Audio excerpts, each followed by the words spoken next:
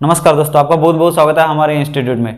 तो चलो हम देख रहे हैं दोस्तों कि एसी रिपेयरिंग के अंतर्गत मतलब विंडो एसी में कौन से इलेक्ट्रिक पार्ट आते हैं, यह हमने कल की क्लास में देख लिया।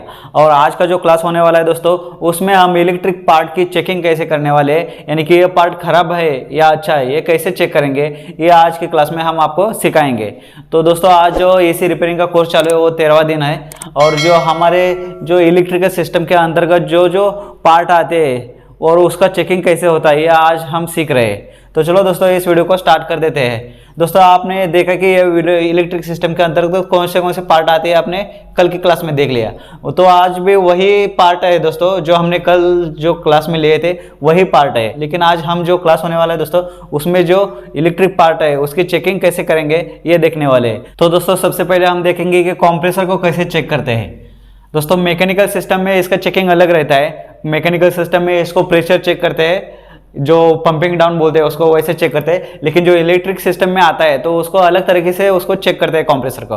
तो मैंने कल भी बताया था, परसों भी बताया था दोस्तों, परसों के जो क्लास हुआ था हमारा उसमें भी बताया था मैंने इसका चेकिंग कैसे करते हैं, मतलब उसको ग्राउंड हुआ है तो उसको कैसे चेक करते हैं, ये भी मैंने आपको बताया। फिर भी चलो आज के क्लास में मैं आपको बता देता हूँ। दोस्तों, अगर आपके पास नोटबुक है तो आपके जो नोटबुक है उसमें नोट डाउन कर दीजिए कि इलेक्ट्रिक पार्ट की जो चेकिंग होती है वो कैसी की जाती है। ये जो आपको लिस्ट दिया है इसका लिस्ट बना के रख दीजिए, और इसके नीचे आपको लिखना है कि हर पार्ट की चेकिंग कैसी की जाती है। तो सबसे पहले हम क्या करेंगे, कंप्रेसर की चेकिंग करेंगे। यहाँ पे आप देख सकते हैं दोस्तों, यहाँ पे कंप्रेसर है, और कंप्रेसर को दोस्तों 3 पॉइंट आते हैं जो इलेक्ट्रिक पॉइंट रहते हैं। कौन से? एक कॉमन, स्टार्टिंग और रनिंग। जो ये 3 टर्मिनल निकल के आते हैं अंदर से, और अंदर क्या रहती है, अंदर इसकी वाइंडिंग रहती है। तो अगर इन तीनों को अगर सप्लाई मिल जाता है तो ये कंप्रेसर चालू हो जाता है। तो चलो दोस्तों, इसकी चेकिंग कैसे करते हैं ये भी बता देता हूँ। दोस्तों, हमें सबसे पहले क्या लेना है, क्लैम्प मीटर लेना है। क्लैम्प मीटर लेने के बाद दोस्तों, इसका जो नॉब है उस नॉब को हमें कहाँ पे सिलेक्ट करना है, जहाँ पे साउंड का सिंबल है दोस्तों वहाँ पे सिलेक्ट करना है। सबसे पहले जो नॉब है ना उसको साउंड के ऊपर सिलेक्ट करना है, यानी कि कंटिन्यूटी के ऊपर हमें सिलेक्ट करना है, क्योंकि हमें यहाँ पे कंटिन्यूटी चेक करना है। और दोस्तों, यहाँ पे जो इसके 2 प्रोब रहते हैं, इसके जो 2 प्रोब रहते हैं इस क्लैम्प मीटर के, तो इस प्रोब को क्या करना है दोस्तों, हमें एक रखना है स्टार्टिंग के ऊपर, और ये दूसरा प्रोब है उसको कहाँ पे रखना है, हमें रखना है रनिंग के ऊपर। तो दोनों की कंटिन्यूटी यहाँ पे आनी चाहिए। जो यहाँ पे उसका डिस्प्ले रहता है उसके ऊपर कुछ अंक दिखते हैं या बजर बजने लगता है। अगर दोनों की वाइंडिंग अच्छी है तो बजर बजने लगता है। अगर दोस्तों ये वाइंडिंग अगर खराब है, बीच में से अगर कहीं से कट हो गया है, तो ये दोनों को वाइंडिंग यहाँ पे नहीं दिखाएगी, यहाँ पे ये दोनों की कंटिन्यूटी नहीं दिखाएगी। तो दोस्तों, अगर यहाँ पे कंटिन्यूटी दिखा रहा है दोनों की तो ठीक है कंप्रेसर, और अगर नहीं दिखा रहा है तो ये वाइंडिंग खराब है, यानी कि ये टर्मिनल, दोनों में से एक टर्मिनल खराब है। तो अभी इस तरह से ये दोस्तों हमें क्या करना है, एक स्टार्टिंग के ऊपर का जो प्रोब है उसको हटाना है, और कहाँ पे रखना है दोस्तों, उस प्रोब को हमें कहाँ रखना है, कॉमन के ऊपर रखना है। अभी इन दोनों को भी कंटिन्यूटी यहाँ पे आनी चाहिए, मतलब इन दोनों की जो कंटिन्यूटी है, बजर है, वो भी यहाँ पे बजना चाहिए। अगर इन दोनों की बजर बज रहा है तो यहाँ पे ये दोनों की जो वाइंडिंग है वो भी ठीक है। इस तरह से दोस्तों, जो तीसरी वाइंडिंग है, कौन सी, जो कॉमन और जो स्टार्टिंग की, उसकी भी हमें सेम वैसे ही चेक करनी है। तो क्या करना है, हमें यहाँ पे जो रनिंग के ऊपर का जो प्रोब है उसको हटाना है, और कहाँ पे रखना है, हमें स्टार्टिंग के ऊपर रखना है। तो ये स्टार्टिंग और कॉमन की भी यहाँ पे कंटिन्यूटी आनी चाहिए। अगर कंटिन्यूटी नहीं आती है, यहाँ पे बजर नहीं बजता है क्लैम्प मीटर में, तो क्या है, ये कॉमन और स्टार्टिंग की वाइंडिंग खराब है। तो क्या होगा, यहाँ पे ये कंप्रेसर नहीं चालू होगा। इस तरह से दोस्तों हर टर्मिनल की यहाँ पे हमें कंटिन्यूटी चेक करनी है। अगर तीनों की कंटिन्यूटी यहाँ पे दिखा रहा है, यहाँ पे बजर बज रहा है, तो ये कंप्रेसर अच्छा है, नहीं तो इसकी वाइंडिंग खराब है। तो हमें क्या करना पड़ता है, यहाँ पे कंप्रेसर ही चेंज करना पड़ता है। ये हो गई दोस्तों अभी ये कंप्रेसर की वाइंडिंग की चेकिंग। अभी दोस्तों, ये कंप्रेसर का बॉडी शॉर्ट है। अगर कंप्रेसर के अंदर से बॉडी, मतलब अंदर से जो वाइंडिंग है वो अगर जल जाती है तो उसको कैसे चेक करेंगे। तो दोस्तों, हमें वो उसका जो वाइंडिंग है वो कैसे चेक करेंगे दोस्तों। तो एक प्रोब जो है, हमें यहाँ पे एक प्रोब इसके ऊपर रखना है। जो टर्मिनल है, कौन सा भी एक टर्मिनल ले लीजिए, अभी कॉमन ले लेते, और एक जो प्रोब है, एक प्रोब हमें यहाँ पे कॉमन के ऊपर रखना है। और जो दूसरा प्रोब है दोस्तों, जो इसकी दूसरी वायर है क्लैम्प मीटर की, वो हमें कहाँ पे रखना है दोस्तों, इसका जो पाइप रहता है, ये जो कंप्रेसर का पाइप रहता है कॉपर का, उसके ऊपर रखना है। यहाँ बॉडी पे कहाँ पे भी रख सकते हैं, लेकिन यहाँ पे क्या होगा, इसको पेंट दिया रहता है, ब्लैक कलर का पेंट दिया होता है। इसकी वजह से क्या होगा कि अगर वाइंडिंग शॉर्ट भी है तो कंटिन्यूटी नहीं दिखाएगा। और हमें पता नहीं चलेगा कि ये कंप्रेसर ग्राउंड है या नहीं। इसलिए दोस्तों सबसे अच्छा उपाय क्या है उसमें, ये जो इसका कॉपर का पाइप रहता है, सक्शन या जो डिस्चार्ज लाइन रहता है, उसके ऊपर भी रख सकते हैं आप। इन दोनों में से कौन से भी एक पाइप के ऊपर आप ये दूसरा प्रोब रख सकते हैं। अगर दोस्तों यहाँ पे कंटिन्यूटी दिखा रहा है या बजर बज रहा है तो क्या होगा, ये कंप्रेसर ग्राउंड है। और अगर कंटिन्यूटी नहीं दिखा रहा है, यहाँ पे कुछ भी अंक नहीं दिखा रहा है और जो बजर है वो भी नहीं बज रहा है, तो ये कंप्रेसर की वाइंडिंग शॉर्ट नहीं है। इसी तरह से दोस्तों ये जो एक प्रोब है हमें बॉडी के ऊपर रखना है, और जो दूसरा प्रोब है दोस्तों ये कॉमन का होने के बाद दोस्तों जो रनिंग वाला पॉइंट है उसके ऊपर यहाँ पे हमें रखना है। इसकी भी वाइंडिंग हमें चेक करना है कि इसकी वाइंडिंग शॉर्ट है या नहीं। दोस्तों यहाँ पे भी अगर वाइंडिंग अच्छी दिखा रही है, मतलब यहाँ पे बजर नहीं बज रहा है, यहाँ पे कंप्रेसर ग्राउंड नहीं दिखा रहा है, तो हमें दोस्तों क्या करना है, जो इसका कंप्रेसर का जो तीसरा टर्मिनल है, कौन सा वाला, स्टार्टिंग वाला, उसको चेक करना है। दोस्तों अगर कंप्रेसर ग्राउंड होगा, अगर कंप्रेसर से करंट आ रहा है तो क्या होगा दोस्तों, तीनों में से कौन सा एक वाइंडिंग अगर शॉर्ट होगा तो यहाँ पे कंटिन्यूटी दिखाएगा। इसके बॉडी के ऊपर यहाँ पे अगर एक प्रोब रखोगे और एक जो प्रोब है, इसकी जो एक वायर है किलोमीटर की, अगर ये 3 टर्मिनल रहते हैं कंप्रेसर के, तो इसमें से बारी बारी से ये हर एक को चेक करना है। अगर कंप्रेसर ग्राउंड होगा तो किसी ना किसी में तो यहाँ पे बॉडी शॉट दिखाएगा और बजर बजने लगेगा। तब क्या करना दोस्तों, हमें यहाँ पे वो कंप्रेसर ही चेंज करना है। और अगर दोस्तों इन तीनों टर्मिनल को भी चेक करने के बाद बजर नहीं बजता है, कुछ भी अंक नहीं आता है इसमें, तो क्या है, ये कंप्रेसर अच्छा है, इसकी वाइंडिंग भी अच्छी है। इस तरह से दोस्तों इस कंप्रेसर को चेक करते हैं। तो यहाँ पे आप देख सकते हैं दोस्तों, दूसरा जो पार्ट है वो है थर्मोस्टेट। आपने कल सीख लिया है कि दोस्तों थर्मोस्टेट कूलिंग को कंट्रोल करता है। तो अब हमें चेक करना है कि थर्मोस्टेट कैसे चेक करते हैं, कि वो खराब है या अच्छा है। दोस्तों थर्मोस्टेट 4 स्टेप में चेक करते हैं। अभी वो 4 स्टेप कौन से है अभी मैं आपको बता देता हूँ। दोस्तों ये 4 स्टेप में सही है तो ये थर्मोस्टेट सही है, नहीं तो अगर इसमें एक भी अगर इसमें से का एक भी स्टेप अगर इसमें से खराब है तो ये थर्मोस्टेट खराब है। तो अब ये 4 स्टेप हमें यहाँ पे चेक करना है 4 स्टेप में। तो कौन से 4 स्टेप अभी हम यहाँ पे दिखाएंगे। दोस्तों सबसे पहले हमें क्या करना है कि ये जो क्लैम्प मीटर है, क्लैम्प मीटर लेना है और उसको बजर मोड के ऊपर सिलेक्ट करना है। बजर मोड के ऊपर मतलब जो कंटिन्यूटी है उसके ऊपर यहाँ पे हमें सिलेक्ट करना है। तो हम क्या करेंगे दोस्तों, सबसे पहले यहाँ पे थर्मोस्टेट को क्या करेंगे, थर्मोस्टेट को ऑफ कर देंगे। यहाँ पे जो थर्मोस्टेट का स्विच है यानी कि जो नॉब है उसको ऑफ के ऊपर सिलेक्ट करेंगे। और बाद में क्या करेंगे दोस्तों, इसका जो एक प्रोब है, एक प्रोब ये इन वाला जो पॉइंट है इसका थर्मोस्टेट का, इन और आउट, मतलब सप्लाई का इन का और सप्लाई का आउट का, यहाँ पे 2 पॉइंट रहते हैं। तो एक प्रोब जो है वो इन पे रखना है, और जो दूसरी वायर जो दूसरा प्रोब है इस क्लैम्प मीटर का, तो हमें कहाँ पे रखना है, जो आउट वाला प्रोब है, आउट वाला पॉइंट है इस थर्मोस्टेट का, यहाँ पे रखना है। तो दोस्तों अभी क्या किया है, हमने थर्मोस्टेट को ऑफ किए है। जो अभी थर्मोस्टेट का हमने ऑफ किए है, इसलिए दोस्तों यहाँ पे जो कंटिन्यूटी है, कंटिन्यूटी यहाँ पे नहीं आनी चाहिए, यहाँ पर कंटिन्यूटी नहीं आएगी तो ठीक है। पहला स्टेप क्या है इसका अगर ये थर्मोस्टेट ऑफ होता है तो इसका कंटिन्यूटी नहीं आनी चाहिए।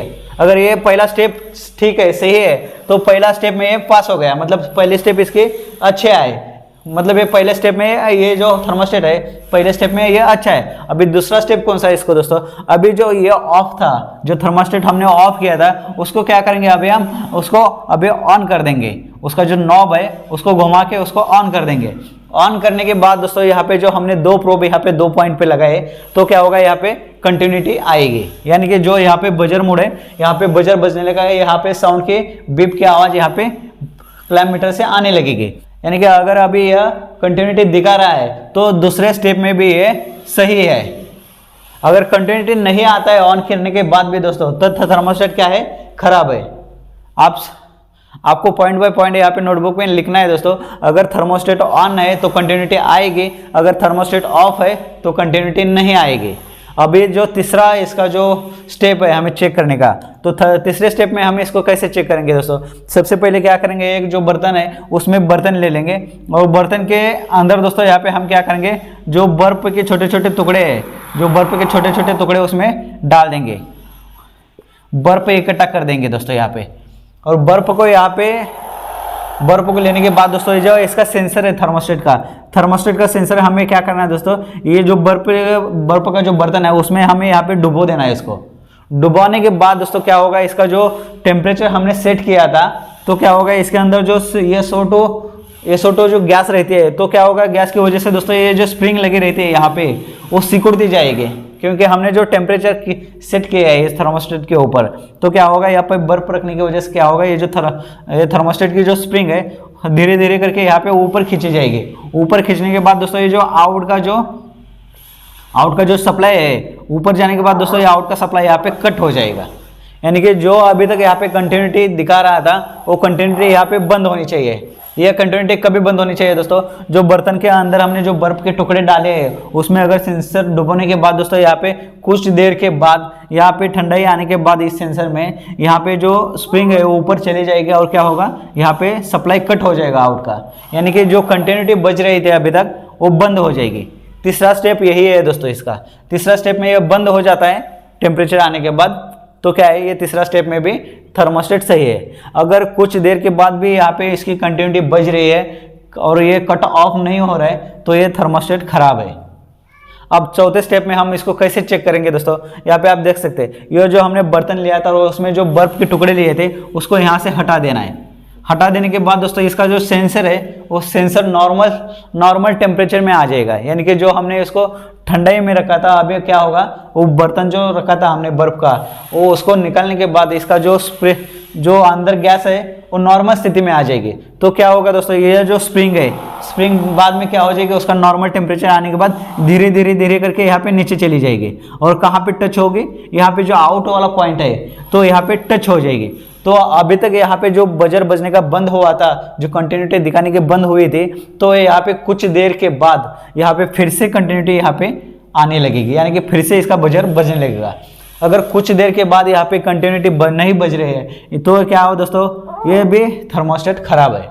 चौथे स्टेप में इसको हम कैसे चेक करेंगे, अगर बर्फ का जो बर्तन रखा था हमने उसको हटाने के बाद कुछ देर के बाद जो एक कट ऑफ हुआ था, मतलब जो इसकी कंटिन्यूटी बंद हो गई थी, वो कुछ देर के बाद यहाँ पे क्या होगा, स्प्रिंग धीरे धीरे करके यहाँ पे नीचे आएगी और फिर से आउट का सप्लाई चालू हो जाएगा। यानी कि फिर से यहाँ पे कंटिन्यूटी बजने लगेगी। अगर कुछ देर के बाद यहाँ पे कंटिन्यूटी नहीं बजती है तो क्या होगा, ये थर्मोस्टेट खराब है। इस तरह से दोस्तों हम 4 स्टेप में यहाँ पे हम इस थर्मोस्टेट को चेक कर सकते हैं। तो दोस्तों इसका जो तीसरा स्पेयर पार्ट है वो स्विंग मोटर।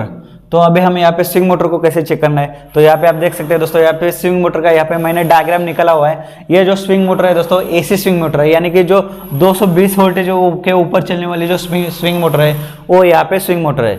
और जो दूसरी स्विंग मोटर कौन से, जिसमें 5 वायर आते हैं, वो दूसरी स्विंग मोटर है जो पीसीबी से चलती है। और ये जो स्विंग मोटर चलती है ये सिलेक्टर स्विच के ऊपर ये चलने वाली स्विंग मोटर है। तो दोस्तों अभी हमें क्या करना है दोस्तों, एक क्लैम्प मीटर तो है हमारे पास, और क्लैम्प मीटर को दोस्तों यहाँ पे बजर मोड पे यानी कि कंटिन्यूटी के मोड पे यहाँ पे हमें इसका नॉब यहाँ पे सिलेक्ट करना है। तो क्या करेंगे दोस्तों, इसका जो एक प्रोब है दोस्तों यहाँ पे हम फेज पे रखेंगे और जो दूसरा इसका प्रोब है दोस्तों, जो यानी कि दूसरी जो वायर है हम यहाँ पे न्यूट्रल के ऊपर रखेंगे। यानी कि इसके जो 2 वायर है फेज और न्यूट्रल, तो हम 2 प्रोब लेके इसके ऊपर दोनों के ऊपर रखेंगे।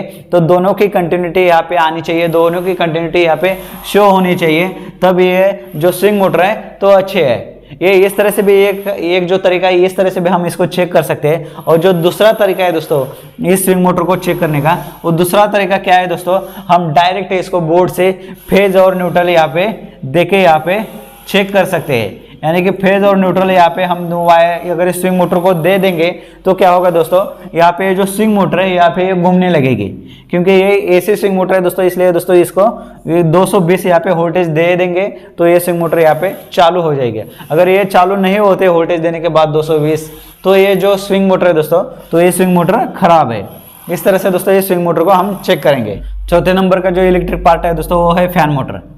तो यहाँ पे आप देख सकते हैं दोस्तों, यहाँ पे मैंने फैन मोटर का यहाँ पे डायग्राम निकाला है। तो हमने कल की क्लास में देख लिया कि दोस्तों इसको जो फैन मोटर रहती है वो कौन से स्पीड में आती है, यानी कि फर्स्ट स्पीड, सेकंड स्पीड और थर्ड स्पीड फैन मोटर, ऐसे 3 स्पीड में फैन मोटर आती है। यानी कि इसमें एक जो फर्स्ट स्पीड वायर मोटर रहते हैं उसमें 3 या 4 वायर आते हैं, और जो सेकंड स्पीड फैन मोटर रहते हैं उसमें 5 वायर आते हैं, और जो थर्ड स्पीड फैन मोटर है उसमें 6 वायर आते हैं। तो दोस्तों इसमें जो वायर आते हैं यहाँ पे आप देख सकते हैं, इसमें 1 2 3 4 5 6, अगर दोस्तों ये 3 स्पीड फैन मोटर है और उसमें अगर 6 वायर आते हैं तो इसको हम कैसे चेक करेंगे दोस्तों, इसको बजर मोड पे सिलेक्ट कर देंगे, यानी कि इसको कंटिन्यूटी के ऊपर हम यहाँ पे सिलेक्ट कर देंगे क्लैम्प मीटर को। और जो इसका एक प्रोब है दोस्तों, जो एक प्रोब है दोस्तों, एक के वायर ऊपर के रखेंगे, और जो दूसरा प्रोब है इसका जो दूसरा प्रोब है वो दूसरे वायर पे रखेंगे। इसमें से कि कौन से भी वायर में रख सकते हैं दोस्तों। अगर इस वायर में रखने के बाद दोस्तों यहाँ पे कंटिन्यूटी आ रही है तो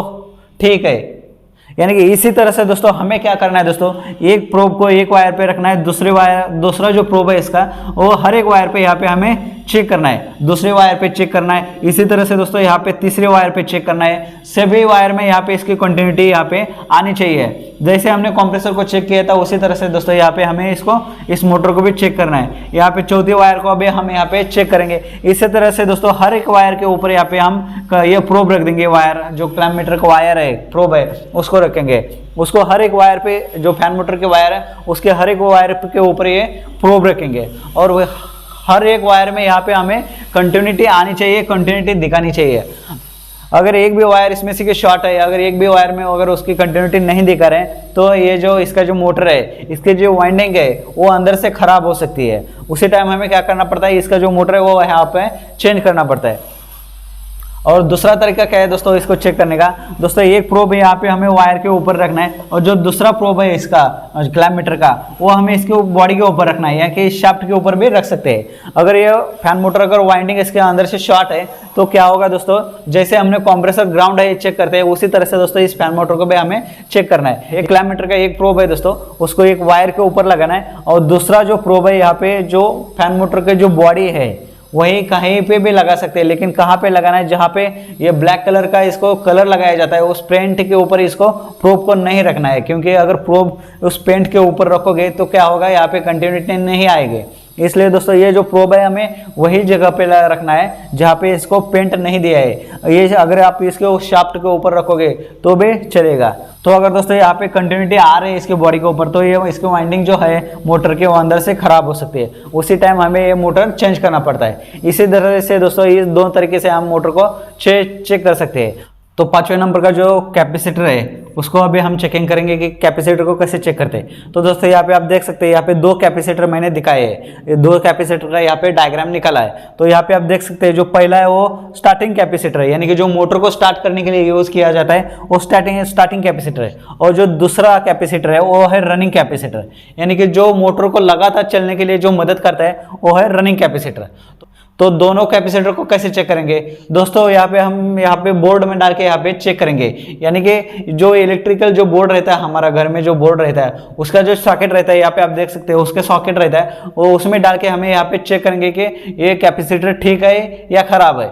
दोस्तों हम क्या करेंगे, दोस्तों जो इलेक्ट्रिक बोर्ड है तो यहाँ पे अभी दो पॉइंट रहते हैं दोस्तों, यहाँ पे एक फेज का रहता है और एक न्यूट्रल का रहता है। तो हम क्या करेंगे दोस्तों, यहाँ पे अगर स्टार्टिंग कैपेसिटर को हमें यहाँ पे चेक करना है, जो मोटर को स्टार्ट करने का जो कैपेसिटर है उसको चेक करना है, तो हम क्या करेंगे दोस्तों, इसका जो दो वायर है एक फेज और न्यूट्रल जो 220 वोल्टेज जहाँ पे रहता है उसमें दो सॉकेट में यहाँ पे उसको डालने के बाद दोस्तों यहाँ पे 2 सेकंड के बाद तुरंत वापस बाहर निकालना है। यानी कि इस सॉकेट के अंदर ये दो वायर अंदर डालेंगे, 2 सेकंड के बाद बाहर निकालेंगे और क्या करेंगे, दोनों को ऐसे एक दूसरे से शॉर्ट कर देंगे। अगर शॉर्ट करने के बाद दोस्तों स्पार्क हो जाता है, बहुत तेजी से स्पार्क हो जाता है, तो क्या है, ये कैपेसिटर सही है। अगर दोस्तों ऐसे शॉर्ट करने के बाद ये स्पार्क नहीं होता है तो क्या है, ये जो कैपेसिटर का अगर कैपेसिटी डाउन हो जाता है, अगर ये चार्ज नहीं हो पाता है तो क्या है, ये कैपेसिटर खराब है। तो हमें क्या करना पड़ेगा, ये स्टार्टिंग कैपेसिटर ही चेंज करना पड़ता है। दोस्तों उसी तरह से रनिंग कैपेसिटर को भी हमें यहाँ पे चेक करना है। जैसे हमने स्टार्टिंग कैपेसिटर को चेक किया, इस बोर्ड के अंदर डाल के यहाँ पे स्पार्क करने के बाद अगर बहुत तेजी से आवाज आती है दोस्तों, बहुत तेज के साथ यहाँ पे अगर स्पार्क होता है, ये दो वायर एक दूसरे के शॉर्ट करने के बाद, तो ये कैपेसिटर सही है। अगर नहीं होता है तो ये कैपेसिटर खराब है। रनिंग कैपेसिटर को भी हमें यहाँ पे वैसे ही करना है। यहाँ पे रनिंग कैपेसिटर को जैसे ही 4 पॉइंट रहते हैं तो हम क्या करना है दोस्तों, यहाँ पे दो पॉइंट पे यहाँ पे वायर लगाना है, दूसरे पॉइंट पे यहाँ पे हम दूसरा वायर लगाएंगे। ये वायर को क्या करेंगे दोस्तों, यहाँ पे जो सर्किट बोर्ड है, जो इलेक्ट्रिकल बोर्ड है उसके अंदर हमें यहाँ पे जो फेज न्यूट्रल रहते हैं वहाँ पे हमें इसको 2 सेकंड के लिए अंदर डाल देंगे और बाहर निकालेंगे। बाहर निकालने के बाद सेम उसी तरह करना है, दोनों को शॉर्ट कर देना है। दोनों को शॉर्ट करने के बाद बहुत तेजी से स्पार्क होता है तो ये भी कैपेसिटर सही है। अगर ये बहुत तेजी के साथ स्पार्क नहीं होता है दोस्तों, तो ये कैपेसिटर की जो कैपेसिटी है वो डाउन हो जाती है। तभी उसी टाइम हमें क्या करना पड़ता है, यहाँ पे हमें कैपेसिटर ही चेंज करना पड़ता है। इसी तरह से दोस्तों रनिंग कैपेसिटर और स्टार्टिंग कैपेसिटर को हम यहाँ पे चेक करते हैं। दोस्तों आज का जो क्लास है उसमें हम बस इतना ही सीख लेंगे, और जो बाकी के इलेक्ट्रिक पार्ट है यहाँ पे voltage relay, selector switch, PCB और OLP, वो हम दोस्तों कल की क्लास में सीख लेंगे। नहीं तो क्या हो जाएगा दोस्तों, इन सभी का अगर हम चेकिंग आज ही कर लेंगे तो यहाँ पे वीडियो बहुत लंबी हो जाएगी, आधा घंटे के यहाँ पे वीडियो बन जाएगी। इसलिए दोस्तों जो बाकी के पार्ट है उसकी चेकिंग हम जो कल का क्लास होने वाला है दोस्तों उसमें सीख लेंगे।